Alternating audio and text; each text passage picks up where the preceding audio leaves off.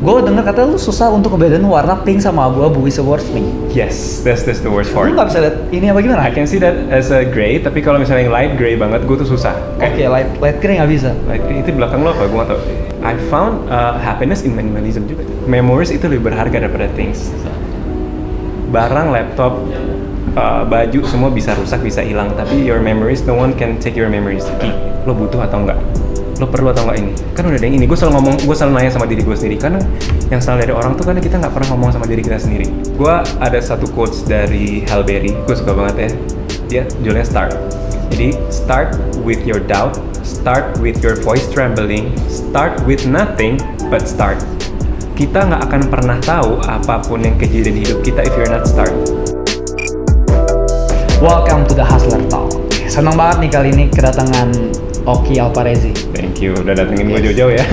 Nggak jauh sih kalau bagi Jakarta. Sebenarnya awalnya gue sama Julio bareng, cuma memang Julio sekarang, biasanya kita berdua nih, pengen banget menyerang 2 lawan 1 sebenarnya. Gue diapain nih? Cuma karena memang Julio lagi berangkat ke Bali untuk cek ombak buat Java Aesthetic, jadi mau nggak mau untuk ya mungkin 4-5 waktu ke depan gue sendiri ya. Tapi bakal oke banget kalau sebenarnya Julio juga masuk sebenarnya, tapi it's okay. Kita lanjut aja. Oki Alparezi, kelahiran tahun 31 Agustus 1992. Benar banget. Oh, 28 lah. 28. Jauh ya kita ya? Nggak jauh-jauh banget sih.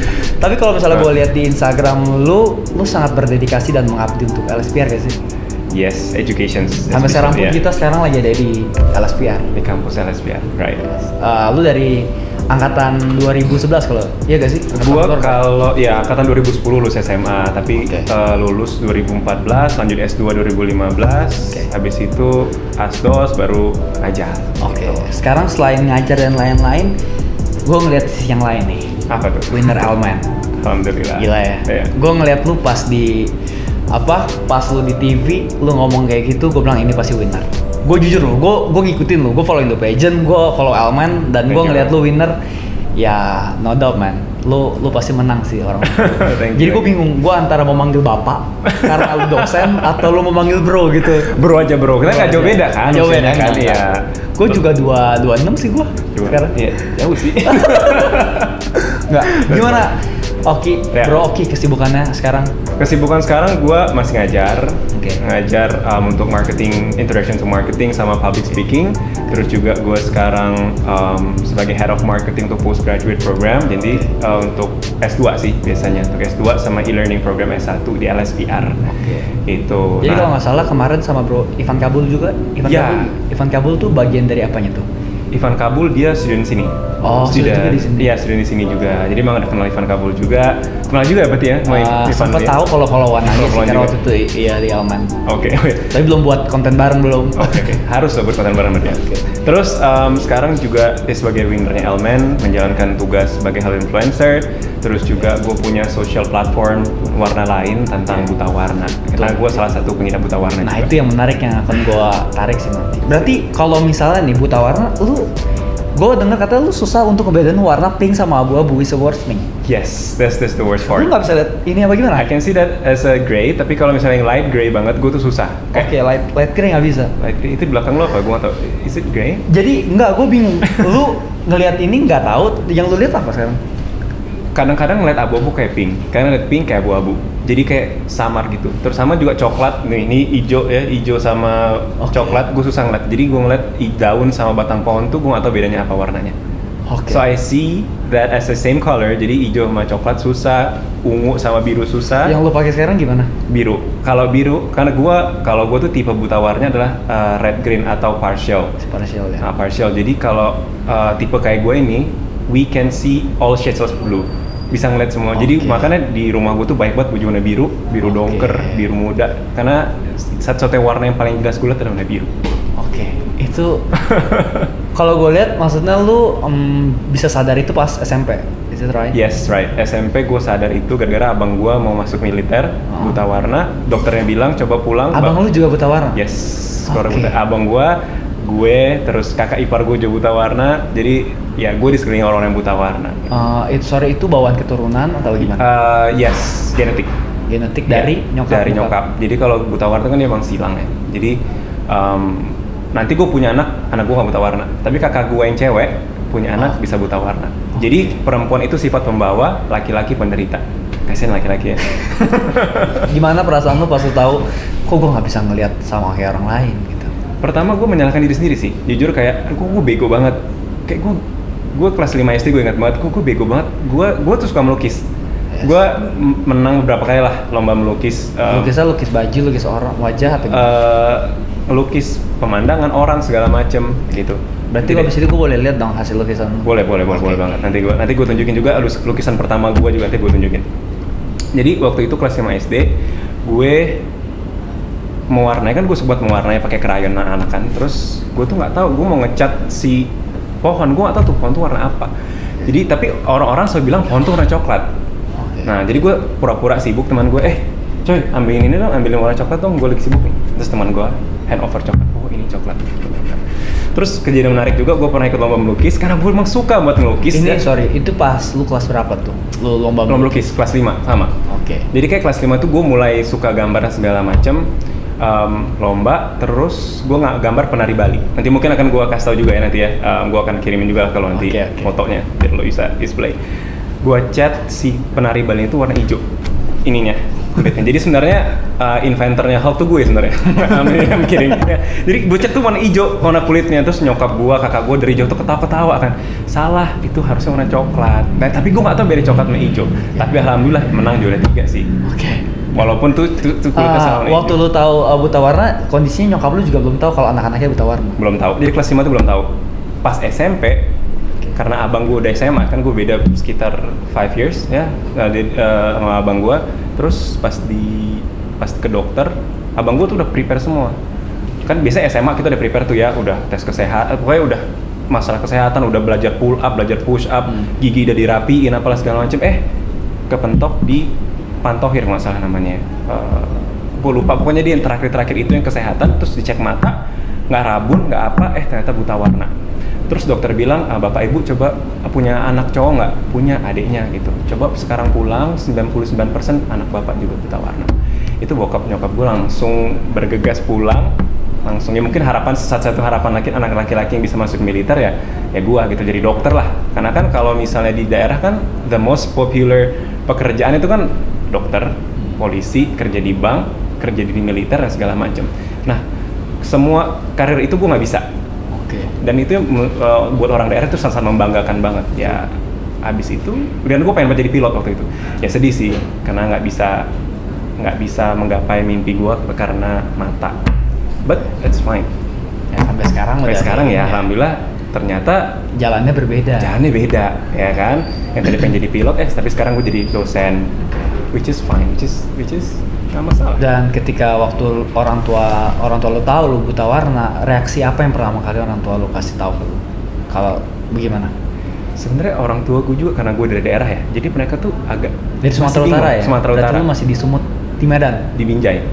Ya, Binjai pokoknya small town banget lah. Dan di situ mereka masih nggak ngeh sebenarnya apa sih buta warna itu, karena banyak banget orang tua sebenarnya yang nggak tahu apa itu buta warna. Tahu anakmu buta warna, ya pasti sedih. Ya kan, pasti sedih. Aduh anak gua nanti gimana? Sorry, nyokap lu nggak buta warna? Nyokap gua nggak, karena kalau cewek jarang. Tapi penderita banyak cowok gitu. Terus bokap gua juga enggak. Nah tahu buta warna itu aware mulai dari saat itu gitu. Jadi sejak itu gua masuk SMA, gua nggak diwajibin lagi untuk masuk IPA. Dulu semua anak-anaknya harus IPA gitu. Sejak itu gue boleh bebas milih apapun. Gue IPS, gue pindah ke Jakarta, gue ngambil komunikasi yang itu nggak populer di keluarga gue. Belum populer pada saat itu ya. Apa sih komunikasi? Gue bilang trust me aja. Bagus kok. It works. Trust me, ini kampus ini bagus dan juga lulusannya juga oke. Insya Allah bisa sukses kok di Jakarta nanti. Ya alhamdulillah diberikan jalan juga sama Tuhan di sukses di Jakarta lah. Berarti waktu lu awal ke Jakarta itu pas umur berapa tuh bro? Pas mau kuliah apa? Lulus SMA, berarti itu sekitar 18 tahun kali. Oke. Jadi yang gua simak adalah dari waktu lu kelas 5 SD sampai di SMP lu tahu bahwa lu buta warna. Itu tuh lu kan nggak tahu di situ. Kondisinya 1 sampai 2 tahun mungkin. Iya. Berarti dalam kondisi 1-2 tahun lu linglung di situ. Linglung gua nggak tahu. Gua kayak lu pura-pura nggak tahu tapi tahu. Iya. Itu gua paham banget rasanya. Bener, gua kayak bego banget ini, sumpah gue kayak kok bodoh banget sih, sumpah ini gue kayak kok gue bego banget, anak-anak lain bisa ngeliat tapi gue nggak bisa lihat. Menurut gue itu nggak enak loh, Itu nggak enak banget. Itu mental down banget itu. Yes. Dan merubah perspektif, mungkin merubah cara si trauma hidup lo mungkin. Bener. Dan apalagi gue suka melukis, kan kayak sesuatu yang kontradiktif banget. Lo buta warna tapi lo suka ngelukis, gitu loh. Dan gue kendala, gue tuh pengen buat ngelukis yang realistik, tapi gue nggak tahu tuh warna apa. Jadi kalau setiap lomba, ini gue cerita dikit ya. Jadi setiap lomba malamnya itu gue selalu disusunin sama nyokap gue. Jadi gue ngapalin benda itu warna berdasarkan bendanya apa. Jadi langit pasti biru, daun pasti hijau, batang pohon pasti coklat, apel pasti merah, kecuali apel malam. Ya, kayak misalnya ini biru ya Ki, ini biru gelap sampai biru muda, ini ungu ya, ini coklat ya. Jadi gue ngapalin tuh berdasarkan section. Kalau itu krayon udah berantakan, gue nggak tahu lagi, nggak bisa ngelukis gue. Dan sih dalam kondisi juga nyokap lu belum tahu buta warna, tapi nyokap lu dengan sabar memberi lu arahan bahwa itulah support system dari mom kali. Yes. Dari mother yang dari kakak-kakak gue sih. Oke, langsung berlanjut sampai ke komunikasi, lu ambil LSPR. Yes. Waktu itu siapa yang suruh LSPR? Jujur nggak ada sih nyuruh LSPR. Jadi gue cuma dapat ilmu dari mana? Kok mau LSPR? Ilham dari mana? Jadi kakak gue tuh banyak cewek. Kakak gue tuh 2 cewek 1 cowok. Jadi kalau cewek tuh biasanya bacanya gadis, go girl. Di rumah tuh numpuk banget tuh kan. Nah pada saat itu gue baca majalah kakak gue liat ada London School nih, itu kan komunikasi. Terus gue googling lah pada saat itu kan, lulusannya. Gue paham sih tahun 2000 segituan. Toh gue yang bukan kuliah lagi hitsnya banget LSPR. Ya kan, terus ada iklan, terus gue searching, lulusannya kayak ada misalnya Indra Bekti, ya kan, terus ada Nadine Chandrawinata, kelas segala macam, orang-orang terkenal nih, gitu kan, nanti bagus gitu. Akhirnya ya udah, gue yakinin bokap gue dan kakak gue juga merantau juga setahun sebelum gue ke Jakarta. Jadi gue ada teman gitu, kakak gue. Akhirnya udah pindah ke sini, komunikasi, ternyata setelah gue pindah ke Jakarta, ternyata pekerjaan itu banyak loh, nggak cuman sukses itu bukan cuma jadi banker, bukan cuma jadi polisi gitu loh. Pikiran langsung terbuka, bener banget, terbuka banget.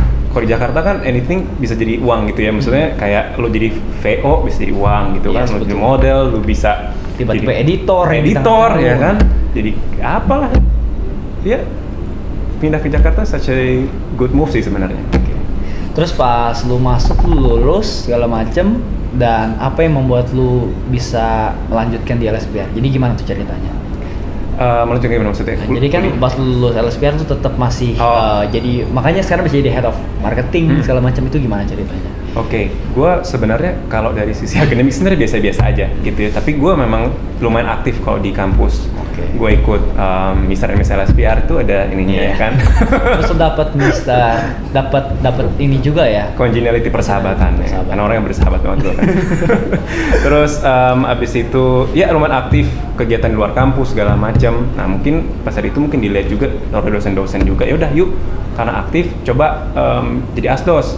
Nah, mulai asdos tuh gitu kan. Ternyata suka, seru juga ya, karena gue emang suka ngobrol ya, masuk anak komunikasi nggak suka ngobrol ya kan. Lu aja anak komunikasi kan, suka ngobrol kan. Nah, terlepas daripada itu, ternyata ngajar itu gue enjoy di ngajar. Tapi akhirnya karena gue pengen explore dunia lagi, gue keluar tuh dari LSPR. Gue kerja di CNN Indonesia. Berarti sebelum keluar tuh jadi asdos. Asdos, sama gue juga kerja marketing di sini gitu. Tapi karena gue pengen ya, gue liat lo ada pakai kalung CNN. Ya benar, gue kerja di CNN, habis itu jadi marketing PR juga. Kamu bukan jadi news anchor ya, bukan. Pernah coba tapi nggak bisa. Terus pindah lagi ke Hotel Indonesia Kempinski Jakarta, jadi marketing communication, maksudnya ya marketing communication. So my whole life is about marketing sebenarnya. And teaching sih. Gue ngeliat lo sih, kurang lebih mungkin setiap waktu lu jadi marketing di sana, setiap minggu lu ke restoran mana, mungkin entah untuk mengecek ataupun juga memang yang membuat lu hidup jadi minimalis sekarang mungkin. Ya, yang mana nih yang gara-gara lu jalan hedon segala macam, apa itu disebut hedon nggak sih itu?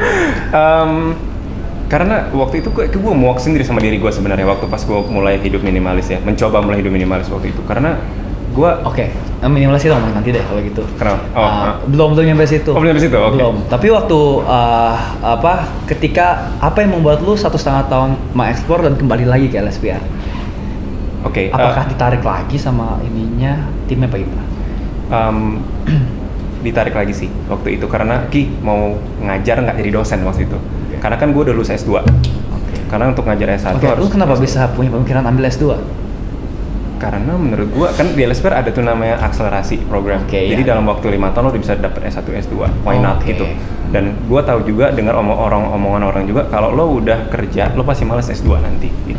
Karena S2 menurut gua jadi kayak invest. Kan invest kan nggak cuman baju, nggak cuma emas, tapi education juga one of the most important investment juga in our life. Gitu. Dulu gue juga mikir banget sih, gue pengen S2 karena cuma setahun segala macam, tapi kayaknya di Untar nggak ada paket kan kayak gitu. Jadinya sekarang gue udah kenal jadi males. Jadi males kan, jadi yaudah sekalian aja. Toh gue perlu nggak perlu, kalau gue pada saat itu bokap gue masih bisa biayain gue juga masih semangat, kenapa nggak ambil? Misalnya pun nggak berguna banget itu S2, tapi kan gue udah punya title itu. Terus itu balik, kemudian mau nggak ngajar, gue bilang mau sih, gue enjoy waktu jadi di Asdos. Terus sekarang jadi waktu itu masih marketing manager, mau nggak? Oh ya udah, let's do it gitu kan. Dan gue juga tahu anak orang-orang LSPR udah kenal segala macam, orang yang nyaman, enak, so why not? Jadi pekerjaan lu, jadi sebelumnya itu belum jadi head of marketing di untuk postgraduate ya? Belum. Awalnya dari dosen terus, itu ambil ngajar apa tuh? Communication Science. Iya masih di Communication Science. Untuk sama gue masih belum berubah dari dulu, itu masih ngajar public speaking sama Introductions to Marketing. Jadi masih ya seputar komunikasi juga lah. Jadi yang lu ajarin ke anak-anak, gue tuh sempat lihat stalking Instagram lu, terus gue lihat komen-komennya waktu lu lagi gini, lagi kongres, dan ternyata itu angkatan GMS gue, temen-temennya. Oh iya. Terus, Gina, Gina Rani ya? Iya. Dulu gue ikut GMS tuh sangkatan sama dia, cuma memang dia kan masih kecil di bawah gue. Jadi anjir ini muridnya. Gue harus panggil apa nih besok bro? Nggak mungkin nih anak temen gue gitu. Iya. Ya gue cuma tahu itu doang sih, yang lain gue nggak tahu. LSPR, Maya Maureen temen gue, ada Sadrak, gue cuma tahu itu doang sih. Anak-anak yang pensi gitu. Biasanya sih kalau anak-anak komunikasi ya, anak-anak yang ikut modeling atau pageant pasti muter-muter situ aja sih orang-orang. Iya sih, seharusnya sih itu aja. Ikut Koko Cici juga banyak banget anak-anak LSPR yang berangkat sih. Enggak, gua enggak. Teman-teman guanya aja. Gua udah cukup putra Indonesia, udah cukup. Cukup ya. Cukup. Jadi lanjut ke pekerjaan segala macam.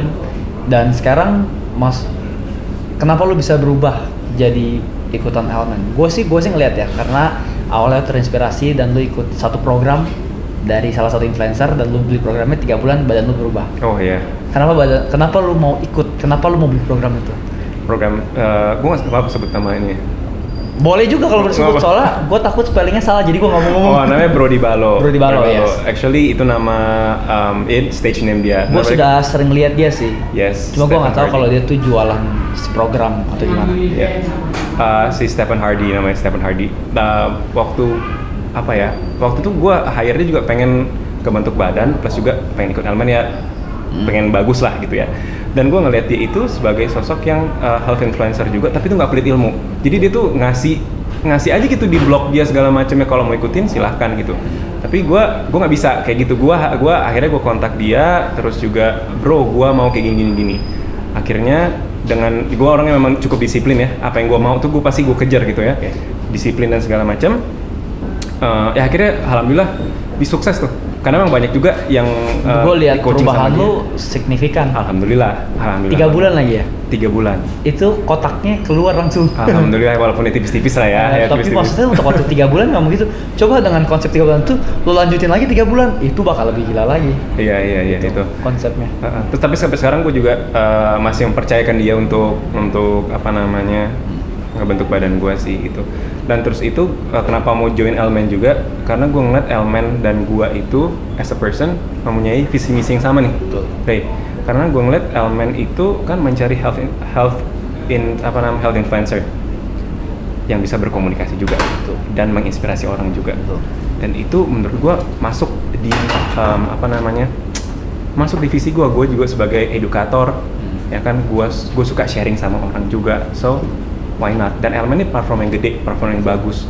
Gue nggak cuma menginspirasi student gue doang di sini, tapi gue bisa menginspirasi orang lebih luas lagi. Nggak cuma buat bidang komunikasi, tapi sekarang gue move on untuk bidang kesehatan. Menurut gue ini salah satu step yang baik dan step yang besar juga buat gue.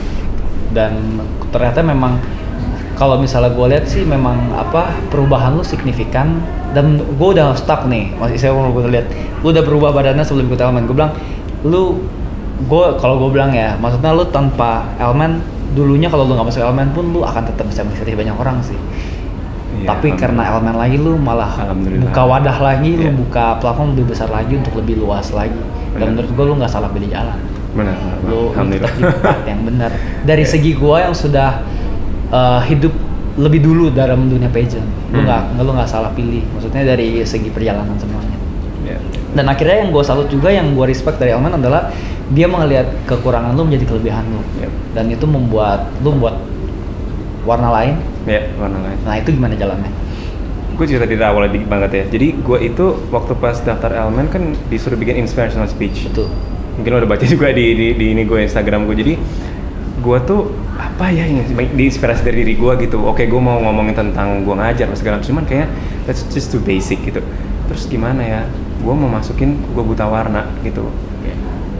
Aduh, gue takut nih kalau gue masukin nggak bilang kalau gue buta warna, nanti gue takutnya nggak diterima karena gue berpikir bahwasanya kalau nyari health influencer, nyari sosok yang inspirator gitu good looking dari segala sisi. Good looking nggak ada kurangnya gitu kan, dan buta warna ada kekurangan gue, nanti gue gak diterima nggak ya? Akhirnya setelah perdebatan batin ya, terus gue juga tanya sama temen gue nih, dimasukin atau enggak ya, bla bla. Ki, masukin aja, lo juga bisa ngebantu buat orang-orang buta warna supaya pede juga gitu loh, bisa kok ngikutin kayak begini tuh bisa gitu. Akhirnya gue masukin, alhamdulillah itu menjadi salah satu penilaian juga buat Elman. Ternyata bukan jadi halangan buat gue, bukan pengurangan nilai, tapi malah menjadi sesuatu yang unik yang bisa gue bagikan ke masyarakat gitu. Dan kalau warna lain sebenarnya gue udah ada konsep itu dari dulu, gue pengen buat, cuman gue nggak tahu how to start dan how to collaborate sama siapa, gue tuh nggak tahu. Terus pas ikut Elman, ya udah gue buat deh, mumpung lagi ini gue didengar juga, udah banyak orang yang dengar. Jadi caranya how to start adalah memulai, udah gitu doang. Iya. How to start adalah start. Ya start gitu.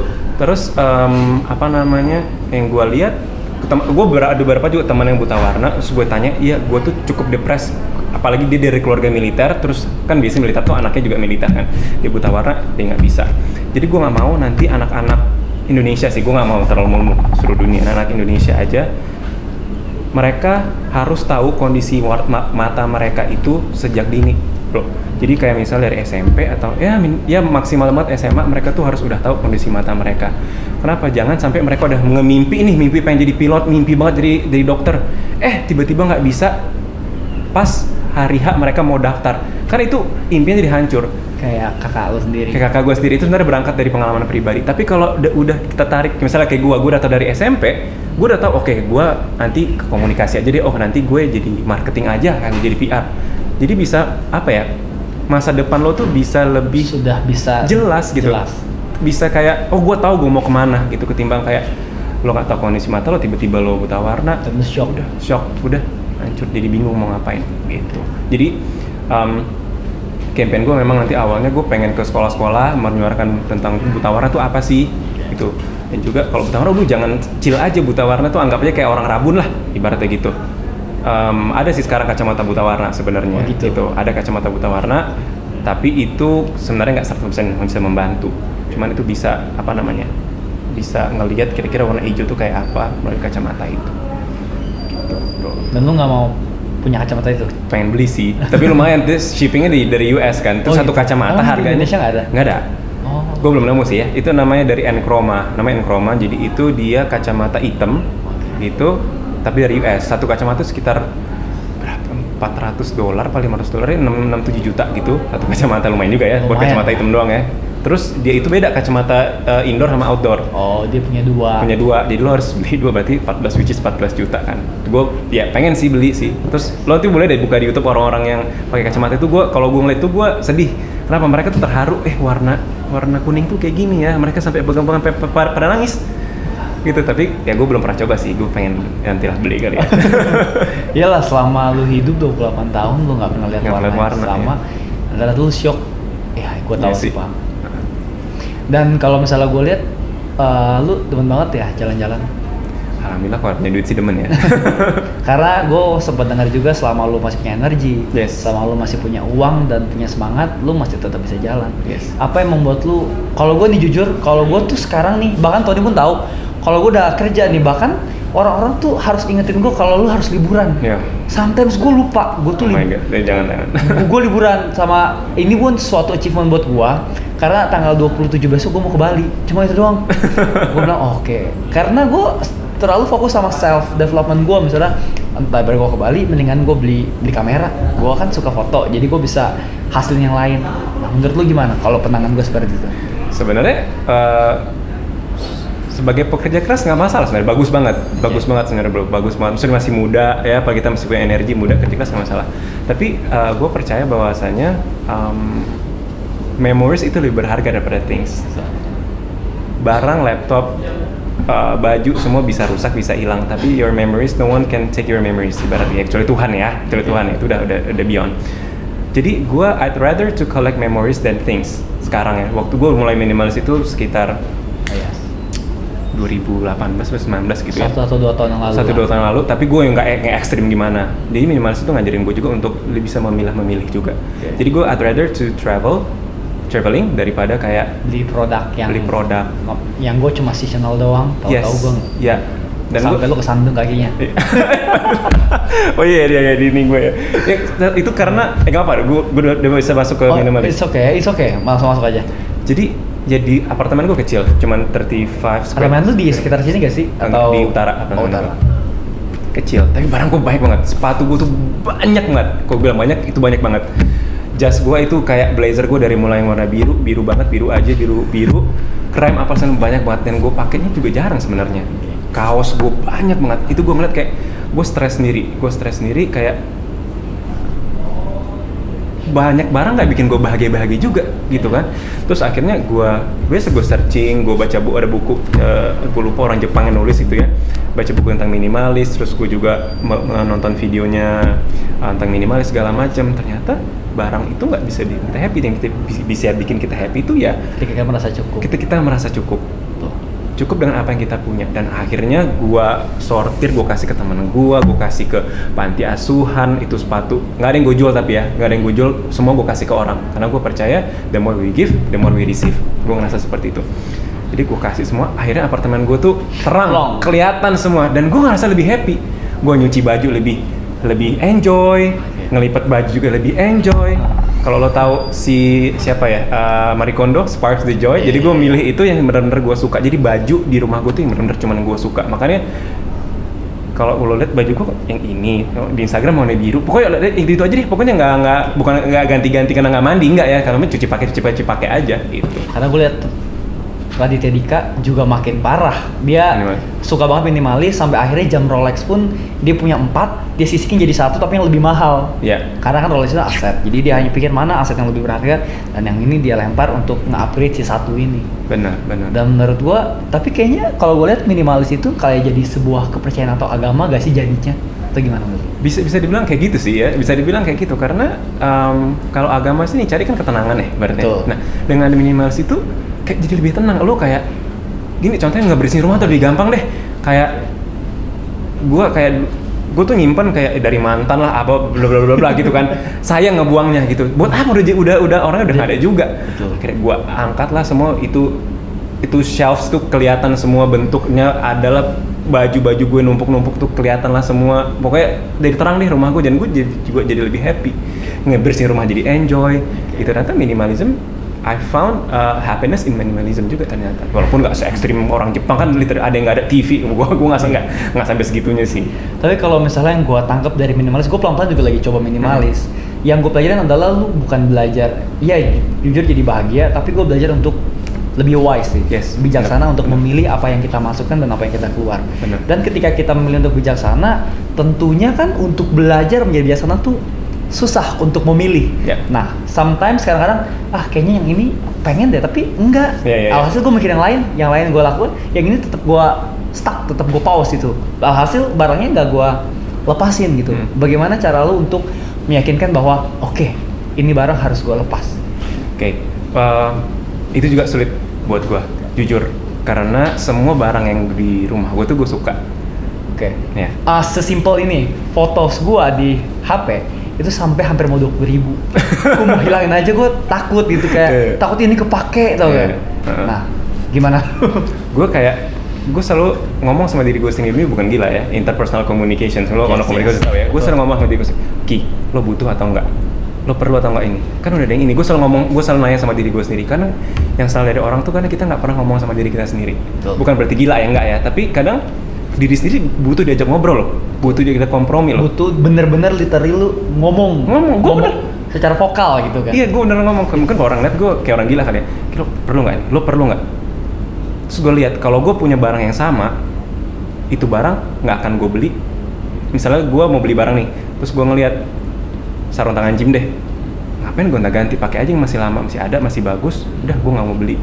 Jangan beli cuma sekedar kayak motifnya lucu, beda. Nah itu sebenarnya Jangan beli karena motifnya lucu, beda, itu yang penting ya. Iya, penting lo punya nggak? Gue sih lebih ke fungsi, lo punya nggak? Nih sepatu gue ini udah dari tahun 2018, tas ransel Jan Sport gue itu sampai dikatain sama anak kantor gue kayak, kilo ganti kayak itu dari 10 tahun gue pertama kuliah itu masih gue pakai, dan sekarang kerja ke luar negeri apa gue masih pakai itu, dan gue nggak punya ransel lain selain ransel itu.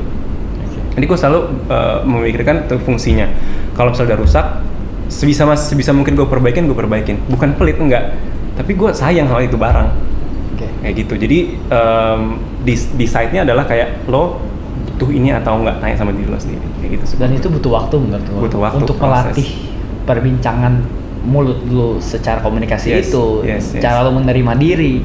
Sometimes orang itu kayak lu harus tahu kenalan sama diri lu. Sometimes orang-orang nggak tahu cara mengenali dirinya seperti apa. Secara nyata adalah dengan ngomong secara vokal itu, sesimpel itu. That's the hardest part in the process itself, ya kan? Proses lu kayak memutuskan lo pilih barang yang ini mau dibuang atau enggak, atau mau dikasih ke orang, dan lo jadi dewasa di situ. Jadi lo tahu penentuan. Jadi ketika lo dihadapkan misalnya punya masalah, lo udah terbiasa milih barang, nanti lo juga terbiasa untuk memilih keputusan. Jadi sebenarnya minimalis itu bukan cuman sekedar pakai baju hitam setiap hari atau mengurangi barang, tapi juga it's a process of growing up juga.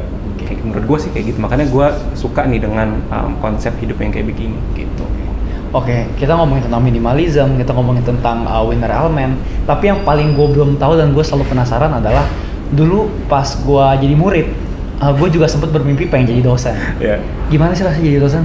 Dari dosen, sebenarnya ini bukan salah satu cita-cita gue sih sebenarnya dari dosen ya sebenarnya. Dari dosen itu kalau gue bilang satu pekerjaan yang mulia.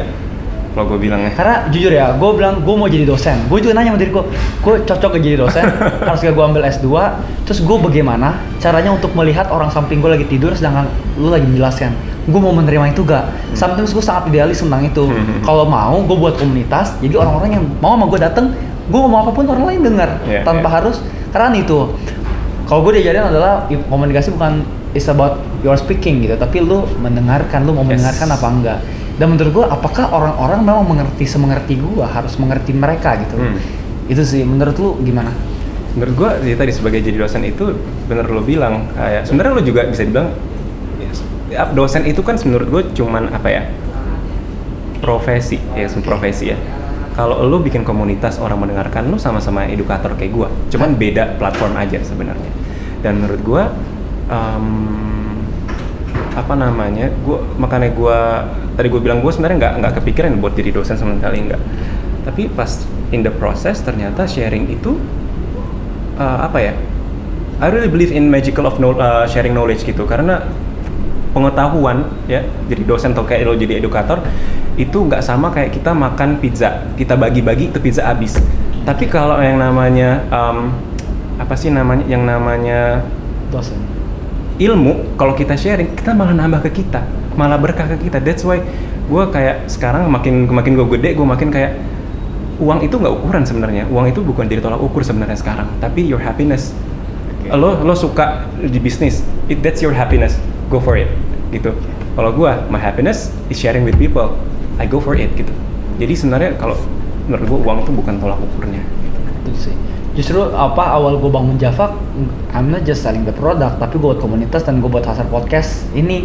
Berharap dengan orang-orang bisa mendengarkan, mungkin lo yang belum bersuara dimanapun, ini jadi hal yang bersuara dan berguna banyak orang. Maksud gue, mungkin visinya sama, tapi cara nyerangnya aja yang berbeda. Yes, bener banget. Karena gue lahir di budaya di mana sekolah gue adalah seperti dihukum. Jadi kayak gue ngelihat guru adalah segalanya gitu, kayak wah number one lah, lu kalau nggak ada dia gue nggak bisa naik kelas, gue nggak bisa gapai gitu kan. Once gue ngelihat dosen, once gue ngelihat orang-orang yang lagi ngajarin gue merasa bahwa ada yang berbeda dari dia gitu. Makanya yang gue pikir adalah gimana sih, lu pernah gak sih kayak lagi lu ini aja deh, dulu gue lagi dengerin dosen, tiba-tiba ada yang ngobrol dan dosennya marah, dosen killer. Nah, lu tuh termasuk dosen killer apa bukan? Oh enggak, gue percaya sekarang kita hidup di dunia era kolaboratif, bro. Sandung, udah. Oke. Kita sekarang berada di era kolaborasi, kalau gue bilang. Gak bisa lagi kita itu apa sih namanya? Kita tuh nggak bisa menghukum. Bukan nggak bisa sih, nggak perlu. Menurut gue unnecessary banget itu, menghukum dan segala macam. Approach-nya udah nggak kayak gitu lagi, udah nggak zaman lagi kayak gitu menurut gue. Malah approach-nya lo kolaborasi dengan anak-anak student-student lo. Dan gue percaya juga, gue memberikan pengetahuan ke mereka, yes. Tapi in some part juga mereka juga ngasih tahu sesuatu. Gue juga belajar sesuatu dari mereka. Belajar apa? Jadi sabar. Oke, ada yang tidur. Ya udah, gue kemarin enggak. Paling kayak toilet, cuci muka sekarang gitu. Kalau misalnya nggak ada yang dengerin ini, gue nggak akan marah, gue akan tanya, menurut kamu gimana? Kalau ada yang nggak tahu, nah makanya didengerin ya. Tapi saya gue tuh literally jarang banget marah. Gue malah suka ngelawak sih di kelas gitu. Karena gue percaya juga kalau mereka udah nyaman, ya, udah nyaman, pasti mereka tuh bakal ngikutin kita kok gitu. Dan trik-triknya juga, karena gue mungkin dosen muda ya, gue tahu what's happen in their area gitu, apa yang sekarang kejadian di mereka. Jadi gue suka related pelajaran gue tentang kayak sosial media, tentang TikTok, tentang Instagram. Jadi mereka tuh lebih tertarik untuk mendengarkan gue, karena gue membahas isu-isu yang memang mereka sekarang lagi gandrungnya. Dan gitu. lu nya juga ngikut ya kan? Dan gue juga mungkin kalau lu nggak ikut elemen, gue nggak lirik misalnya, karena kan anak-anak kesumuran gue gitu yang kayak gitu. Bener-bener. Iya sih, itu penting banget karena lu dosen muda dan ngikutin zamannya mereka. Yes. Jadi gue merasa diayomi, atau lu ngikut sama gue, lu tahu dunia gue. Dan mereka tuh merasa deket. Kenapa? Gue nggak bikin boundaries bahwasanya kayak gue dosen, lo murid gitu. Gue nggak bikin building that wall gitu. Tapi gue malah bikin kita temenan. Kita tuh kita sama kok. Kita diskusi. Jangan kayak selalu gue yang ngasih materi segala macam. Lo juga harus ngasih feedback ke gue. Gue bilang gitu. Pokoknya karena nanti at the end of the day ketika mereka kerja kan kuliah gunanya untuk nanti untuk bekal mereka kan. Ya mereka nggak mungkin cuman kayak dengerin bos apa segala macam, tapi mereka pasti akan menyuarakan sesuatu, akan menyuarakan ide. Kalau itu dipendam dari sekolah, dari SMA sampai kuliah juga dipendam, mereka nggak bisa mengaspirasikan apa yang mereka mau, ya nanti di kerjaan juga jadinya nggak bersinar. Pas jet lag ibaratnya. Iya, tiba-tiba kayak shock culture gitu. Ya kan? Nah, jadi gue sih mau mendidik mereka sejak ini bukan cuman belajar ilmu komunikasi doang, tapi juga belajar kolaborasi, belajar respect. Nggak cuma sama gue doang, tapi sama teman-temannya. Gue malah jadi pengen sih masuk ke dalam kelas lu ngajarin gimana, gue pengen dengerin gitu. Boleh banget nanti kalau udah ini ya, kalau udah nggak pandemi ya, masuk kelas gue ya. Pengen banget sih ngeliat lu ngajar as a dosen, dan gue bisa ngobrol sedekat ini sama lu kayak. Iya, itu zamannya gue banget, maksudnya gue mungkin nggak bisa ngobrol sama guru gitu yang kayak gini, justru takut banget kayak dia pun juga nggak tahu bahasa gue pun nggak tahu bahasa dia. Sampai baru kemarin banget ada salah satu dosen undang gue untuk jadi risetnya dia karena mau jadi pembicara ngomong bisnis. Dan waktu gue datang sama dia sama persis kayak lu, maksudnya dia mungkin nggak tahu, bukan dosen muda, tapi dia mau tahu. Bukannya gue jadi sok tahu, tapi gue malah jadi respect. Maksudnya gini bu, kalau gini-gini ibu yang ngajarin gini, ibu inget gak yang ibu ajarin kayak gini? Ini tuh masuk saya tuh yang ini bu. Oh iya, kayak jadi lucu gitu loh. Iya. Sometimes ketika belajar sabar, belajar bijaksana, dan belajar mau menerima, akan dapat hal-hal baru yang gue dapetin dan mungkin dosen lain dapetin juga. Bener, itu mungkin nggak ada di textbook, dan itu mungkin nggak ada di silabus sebuah universitas atau institut. Nah, yang itu yang lo dapetin di proses ketika lo belajar, proses ketika lo berinteraksi dengan teman-teman kelas lo. Makanya menurut gue pendidikan tuh penting banget. Pendidikan bukan cuman lo datang ke kelas absen, enggak, tapi lo kolaborasi sama teman-teman lo, bikin event, bikin ini, bikin program, bikin acara segala macam. Itu lo banyak belajar kan. Yang gue lihat salah satu LSPR kalau bikin event pasti selalu hit sih. Itu yang Alhamdulillah. dulu gue sebelum masuk LSPR juga. Abis itu karena satu sama lain kok yang wanita lebih banyak daripada laki-laki. Akhirnya karena singkat cerita lebih dekat rumah, jadi gue ke Untar. Ya. Tapi sebenarnya teman-teman gue LSPR semua. Sampai Tony pun jadinya LSPR. Linknya gue semua di situ. Gue juga LSPR, jadi kenal sama lo kan. Iya. Nggak apa-apa, beda. Yang penting kan tujuannya sama ya, bagus. Yang bagus. Jadi sekarang lu sibuk ngajar. Habis itu juga Head of Marketing Postgraduate, itu kerjanya ngapain? Oke, Head of Marketing, seperti judulnya ya, marketing ya, pasti gue promotions, bikin event. Kalau postgraduate itu kenapa sih maksudnya? S2. S2. Postgraduate, jadi S2. Jadi gue memang handle untuk department khusus untuk marketing S2. Jadi untuk orang-orang yang mau masuk S2 atau setelah S2 mau kemana lu yang handle? Apa gimana? Jadi orang-orang yang lulus S1 udah lulus nih. Nah, mereka mau ngelanjutin S2 itu nanti bisa masuk ke LSPR. Nah, itu via departemen gue. Oh, itu yang lu atur lah. Atur kayak dari segi promo, lu orang marketing pasti tahu lah ya. Kayak dari segi promosi, kemudian juga iklan mau di mana-mana aja yang cocoknya di mana segala macam, itu departemen gue yang bertanggung jawab. Selain itu juga gue handle untuk program e-learning juga S1. Ya, which is itu yang nggak datang ke kampus, jadi semuanya online, 100% online. Jadi for all day long kerjaan lu sharing doang, kerjaan lu ngajar, kerjaan lu mengedukasi orang. Iya. Setiap hari dengan 24 hours pemikiran lu seperti itu terus. Iya.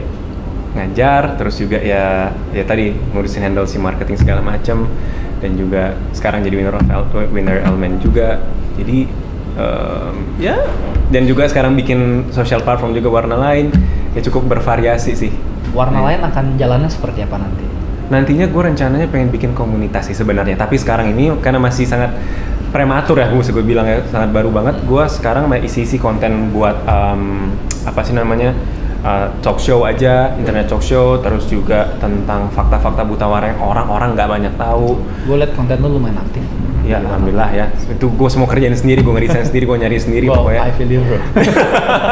Lu juga ya, lu tau lah ya gimana struggle-nya gitu ya.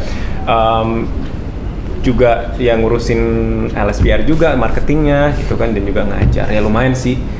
Masing-masing beda-beda semua sih, ngajar, marketing. Tapi sebenarnya itu satu lingkup. Dan bener. gue ngeliat satu lingkarannya seperti itu. Bener. Dengan lu menang elemen segala macam, lu memperkuat ngajar, jadinya wah gue terinspirasi sama ini nih si Oki nih yang ngajar nih segala macam. Gue pengen diajarin sekaligus pengen nanya tips sehat. Biasanya suka kayak gitu kan, tips sehat gimana sih bang? Iya benar. Kayak masuk ke dunia baru lagi, kayak platform yang lebih luas. Benar banget. Oke, langsung aja ke pertanyaan terakhir. Yep. 5-10 tahun atau 15 tahun ke depan, lu mau jadi apa? Ini kayak pertanyaan HRD ya. Gue harus bertanya kayak gitu ya. Gue kalau ditanya sebenarnya 5 tahun ke depan, I can say I don't know sebenarnya. Oke. Karena gue aja yang pengen jadi pilot, ternyata gue nggak bisa. Yang tadi gue kata buta warna, gue buta warna. Yang tadinya nggak corona, tiba-tiba corona gitu. Tapi yang pastinya selama 5 tahun ke depan, gue tetap mau ada di koridor untuk menginspirasi orang. Itu nggak akan pernah gue lepaskan sih sebenarnya. Dan gue percaya juga, dari gue bilang itu semakin the more we give, the more we receive gitu. Jadi gue percaya banget tuh kalimat itu akan terus ada di benak gue. Semakin baik kita ngasih orang, tabur tuai ya bener. Semakin baik kita ngasih orang, semakin banyak yang kita dapatkan. Jadi kalau tanya 5-10 tahun lagi, pastinya gue masih sebagai Oki yang sekarang yang menginspirasi orang banyak sih. Lebih spesifik, 10 tahun lagi lu mau jadi apa profesinya? Profesinya secara detail. Waduh, detail. Udah kayak interview dosen gimana? Mungkin gue jadi S3 kali ya 10 tahun lagi. Waduh, keren juga. Gue ngambil S3, gue pengen ngajar S2. Oh, tapi lu pengen S3? Pengen sih. Tapi untuk sekarang belum ya. Sekarang gue masih banyak kegiatan, tapi one day pengen ngambil S3 supaya ilmu juga makin nambah dari sisi akademik.